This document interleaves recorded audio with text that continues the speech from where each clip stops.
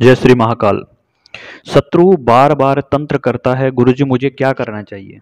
तो भैया देखो, सबसे महत्वपूर्ण बात जो मैंने पिछले कुछ वीडियोस में लगातार बताता आ रहा हूँ, शत्रु आज के समय में शत्रु बाहर के कम मिलेंगे, परिवार के ज़्यादा मिलेंगे। अज्ञात शत्रु बहुत मिलेंगे जिनका आपको पता भी नहीं है। मान लीजिए आपके पास में कोई ऐसा मित्र रहा है, कोई जिसके साथ आप सब कुछ साझा करते रहे हो, उसको सब पता है आपके बारे में, उसके कई सारे काम आप करते आए हो, एक काम उसका मना कर दिया, उस दिन वो शत्रु बन जाएगा। एक काम खाली आपने मना किया है, वो शत्रु हो गया आपका, अपने मन में द्वेष पाल देगा।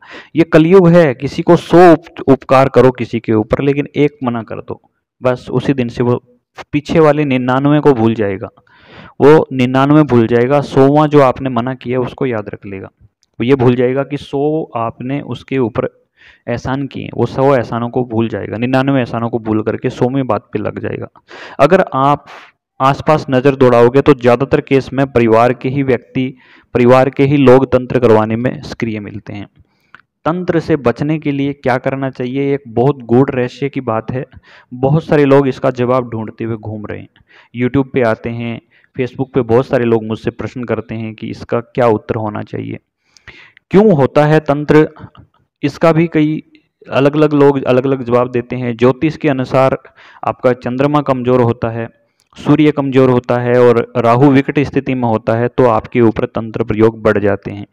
लेकिन इसके अलावा मैं तो कहता हूं कि अगर आपके कर्म क्षेत्र गलत है, अगर आप स्वयं दूसरों का गलत करते रहे हैं, तो भी आपको आपके ऊपर वो लौट के आएगा एक दिन। वो कर्म आज नहीं कल, कल नहीं तो परसों आना ही होता है उसको। अब एक बात ये भी आती है कि भैया तंत्र जो है हमारे ऊपर आ गया है, उससे कैसे निपटारा करें, तंत्र कोई ना करे इससे कैसे बचाव करें। तो देखिए, जब आ गया है तो उसको या तो स्वयं से काटना है, तो नाम जप और अच्छे कर्म इत्यादि करोगे, लंबे टाइम तक चलेगा तो उससे कट जाएगा। लेकिन खुद के घर का बाहर लगा ताला खोलना मुश्किल होता है, दूसरा ही खोलता है उसको। आप घर के अंदर हैं, कोई बाहर ताला लगा गया तो कैसे खोलोगे, उसको दूसरा ही खोल पाता है। ऐसे ही तंत्र किसी भक्त या तांत्रिक बाहर जो काम करता है उससे ही कटवाना उचित होता है। तो तंत्र काट के बाद ही इंसान को फल मिलना शुरू होता है।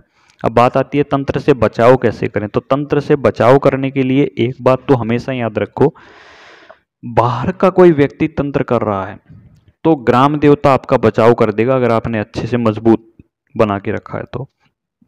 और अगर आपके एरिया का कोई कर रहा है तो फिर आपका कुल देवी देवता बचाव करेगा अच्छे से। और आपके घर का कोई सदस्य कर रहा है तो फिर आपका जो इष्ट है, जिसको आप ज़्यादा मानते हो, उस इष्ट का जाप आपने अच्छे से किया हुआ है तो आपका कुछ नहीं उखाड़ पाएगा। तंत्र सामने वाला करता है तो वो किसी शक्ति से ही करता है, ऐसा तो है नहीं कि कोई उसने पत्थर उठाया और आपके ऊपर फेंक के मार दिया। वो शक्ति को विवश करता है अपने काम करने के लिए, भेजता है उसको, चाहे वो अनन्य विनन्य करे या फिर उसको दबाव दे करके भेजे या क्रोधित होकर के भेजे या खुशी में भेजे, वो उसकी टेंशन है, वो किस विद्या से भेजता है। लेकिन जब आपके ऊपर प्रयोग किया जाता है तब थोड़ा बहुत प्रभाव तो हर एक व्यक्ति पे आता ही है। अगर आप बिल्कुल भी 1% भी अपनी जगह गलत नहीं है, अच्छे व्यक्ति हैं, तो थोड़ा बहुत आपको महसूस होगा। जहां आपके ऊपर तंत्र आया है, जहां आपको नुकसान करने के लिए आया है, वहां बुखार होकर के छूट जाएगा पीछा आपका। लेकिन कई बार मैंने कई ऐसे केसेस में देखा है, उसके बाद करने वाले की जो बैंड बजती है उसकी जान हलक में आ जाती है। मैं आपको एक छोटा सा उदाहरण बताता हूँ कि कैसे कोई तंत्र किसी के ऊपर प्रभाव डालता है। मान लो आप एक जगह बैठे हो और आप अपनी धुन में लगे हुए हो, कोई अच्छे से मतलब किसी देवी देवता की पूजा पकड़ रखी है, आप लगातार करते जा रहे हो, आप बैठे हो जाप कर रहे हो, सामने कोई दूसरा व्यक्ति कहीं और किसी स्थान पे बैठा है और उसने आपके ऊपर तंत्र भेजा है। आप अपनी जगह पे अपने देवता के ध्यान में लगे हुए हो, आपकी जिम्मेदारी अब किसकी है? उस देवी देवता की जिम्मेदारी है वो आपका बचाव करे, क्योंकि आप उसकी ध्यान में लगे हुए हो। अगर आप अपने काम में लगे होते ना तो फिर तो आपकी जिम्मेदारी थी कि आप अपना बचाव करो, क्योंकि आप किसी का ध्यान नहीं करते हो, किसी देवता को देवी को मानते ही नहीं हो, किसी भगवान को मानते ही नहीं हो। तब तो आपकी जिम्मेदारी थी अपना बचाव करने की, क्योंकि आप नास्तिक थे। लेकिन अब आप अपनी पूरी श्रद्धा रखते हो कि मेरा तो ये भगवान है, मुझे अपने आप ये बचाएगा, आप उसके ऊपर छोड़ चुके हो। तो उस देवी देवता के दरवाजे पे जाके लगता है वो तंत्र, जो तीर चलाया जाता है ना, वो तीर उसके दरवाजे पे लगता है। ऐसा होता है। एक आपके पास में ऑटोमेटिक उस देवता का कवच बन जाता है। तंत्र की परिभाषाएं अलग हैं, साधारण भक्ति की अलग हैं और भक्तावल की अलग हैं। भक्ति अलग होती है, भक्तावल अलग होती है और तंत्र अलग होता है। तीनों ही चीजें अलग होती हैं। जो घरों में साधारण आप पूजा पाठ करते हैं वो ईश्वर भक्ति होती है। जो जिद्दवश और पूरा मेहनत के साथ में किसी भी चीज को बदलने की ताकत रखने के लिए आप आगे बढ़ते हैं, उसको बोलते हैं तंत्र। जबरदस्ती कोई चीज करने की कोशिश, उसको तंत्र बोला जाता है। वो तंत्र होता है कहीं से भी बैठ के कुछ भी करना।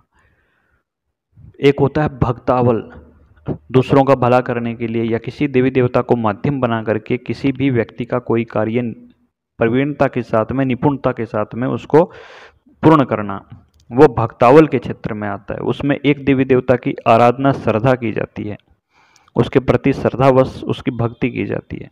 तो भक्ति, भक्तावल और तंत्र तीनों अलग अलग चीजें हैं।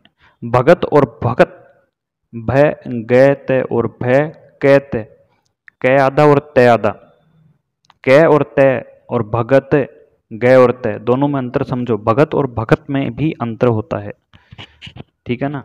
इस चीज को आप अच्छे से समझ लीजिए। तो तंत्र जब आपके ऊपर होने के चांसेस बढ़ें तो अपने इष्ट के प्रति श्रद्धा बढ़ा दो, तंत्र होने के चांसेस नहीं रहेंगे। लेकिन अकेला आप राम राम राम राम कर रहे हो और चाकू लेकर के पीछे मारते जा रहे हो तो उसमें वो काम चीज नहीं करेगी कभी भी। राम जी आपकी रक्षा तभी करेंगे जब आप अपनी जगह ठीक होंगे, आपके कर्म अच्छे रहेंगे। क्योंकि गीता में भी कहा है, कर्मण्येवाधिकारस्ते मा फलेषु कदाचन माँ कर्म फलेतुर्भुर्मा ते संगो अस्तव कर्मणि। इसको ध्यान में अवश्य रखिए। जय श्री महाकाल, जय माता दी।